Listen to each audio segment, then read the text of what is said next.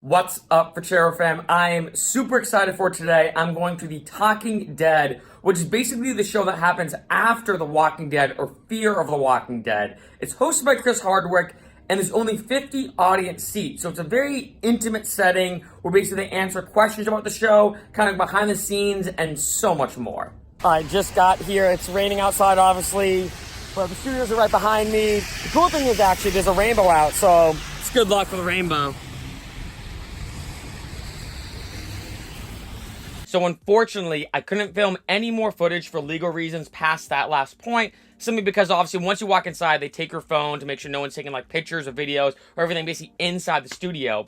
But I got this awesome Daryl action figure, and I'm basically going to recap what happened on the entire experience of being an audience member on The Talking Dead, just because it was an amazing time. The three guests I had, super lucky, and I basically wrote these down here, was Norman Reedus, Greg Nicotero, and Jeffrey Dean Morgan. So, huge three massive actors on the show. Some of the biggest, names in the show, obviously. And it was an amazing experience. Now, first off, what happened, obviously, past the last point, is basically we got inside the studio. They sat us down, basically had like a couple words to explain what the process was like. It was very interesting being an audience member on The Talking Dead. So what they first did is they actually showed us the episode that was premiering that day. So you got to see it without any commercials, no interruptions or anything. Got to see the entire episode, which is awesome, right? To be able to watch it, especially without any commercials. Afterwards, they said, okay, do you have any questions? They basically hand out pieces of paper and let's write down basically 1 to 3 questions that we had specifically about the episode. Not about the show, but about the episode itself that we just watched. So obviously, I had a question that I wrote down, everyone else did. And what we did is we basically read out loud the questions to basically one of the producers. Then what he did is he picked, basically, I think it was about roughly about a few people. I think it was maybe 3 to 5 people, roughly, he picked. That basically he felt that question, it was kind of it almost seemed like they were looking for a very specific type of question. Just be like, all right, we want to have an audience member ask a question live on The Talking Dead, but we want to make sure it's the right type of question. So, I basically almost screened all of our questions. They picked 3 to 5 people who basically were then brought to a different section. Afterwards, we then basically sat down in the studio audience of The Talking Dead. Then what they did is after, basically of all those 3 to 5 people that picked a question, they picked one person who's going to basically stand up and ask basically the complete, question that they had on air, completely live. Remember, the show is 100% live. So after we basically got brought into the studio, the Chris Hardwick and obviously the guests filmed some, quick little takes to have between the commercials and stuff like that. And then afterwards, they basically like, all right, 3, 2, 1, boom. And the whole show started completely 100% live, which is pretty awesome. And it was really amazing to see it from like a studio audience perspective, obviously. Like The Talking Dead's a great kind of follow-up to the show. And it was a really cool experience, kind of see them all talking there, being super goofy. Unfortunately, I didn't get any chance to basically talk to any of the actors or the producers or, Chris Hardwick himself or anything. But you could definitely tell they were super nice and genuine, like they were laughing and joking. They were kind of interacting with the audience a little bit as well.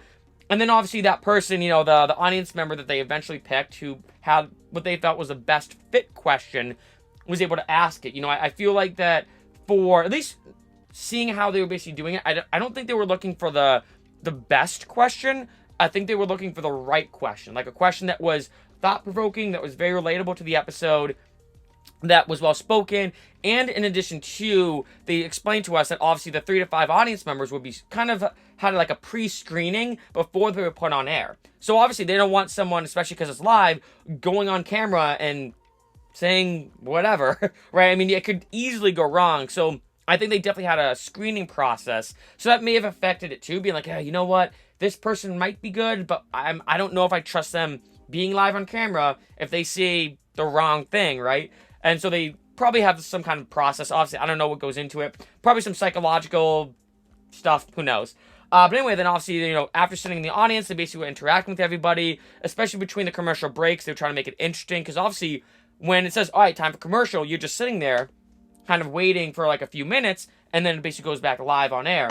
And then afterwards, obviously, they gave out these Daryl action figures, which were a lot bigger than I thought they'd be because they show them on like the TV and on like in the studio, but from far away, I was like, oh, it looks like something that'd be like that big. But this is pretty, I mean, you can see it obviously is the size of like my chest and stomach a little bit.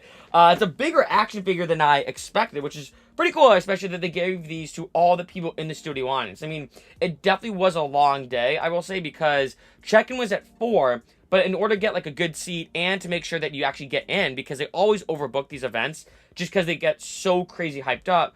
So I got there roughly about an hour and a half early, so I got there about 2:30 p.m. They started bringing us in at 4. Then we got to then they started giving us kind of the explanation of what's going to be happening on 4:30, 4:50. At 5 o'clock, we started watching the actual episode, of itself. That was about an hour long. And then I think that ended around like 6-ish. Then 6-ish. And then after that, we then got brought into the separate studio where it basically was aired live. Then that went for obviously the entire time of the Talking Dead episode. And then at the end of it, they were pretty quick to be like, okay, you're all set. Thank you very much for coming. We're going to give you all basically these action figures. Pretty great of them. And then have a great night. So it was a pretty awesome experience doing it. Like I said, definitely a long day. And I should have brought food. They actually did allow you to bring food, which is very rare. They did allow you to bring food, but I was like, hey, I'll be fine. But if you think about it, that's like, what, 2:30? We got off. By the time I actually got back, probably roughly about 8:30. So you're looking about a 6-hour window of just a lot of time. Not to mention the Ubers going there and coming back. Because parking around the studio area is just a nightmare. So if anything, it's probably cheaper and more convenient to just take a Lyft and Uber. But I had an amazing time. So I want to say a huge shout out to all the amazing guests. Huge shout out to Chris Hardwick and the entire team of The Talking Dead. I had an amazing time. They were super, super nice. Very, very generous to help us out with our need we have and everything. Such a great experience. And obviously, make sure you check out The Walking Dead and obviously Fear of the Walking Dead. 2 amazing shows.